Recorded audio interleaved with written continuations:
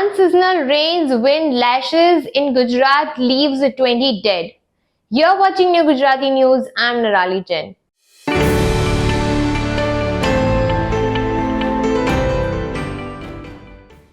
Unseasonal rains caused by western disturbance lashed almost all parts of Gujarat since early Sunday, with State Emergency Operations Centre recording 14 deaths till 8 p.m.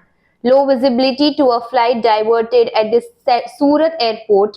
At least 10 other flights were delayed. The deaths primarily caused by lightning during thunderstorms were the highest in Dahod at 4, followed by 3 in Bharuch, 2 in Tapi. In addition, at least 40 animals were killed as per the government authorities. In all, 15 talukas recorded more than 50 mm rainfall. In 50 taluka recorded 25 mm to 50 mm. Of the 252 talukas in Gujarat, 233 recorded at least 1 mm rain on Sunday. The IMD forecast indicate dispersion of impact by Tuesday as light rains were expected in some parts of southern Gujarat.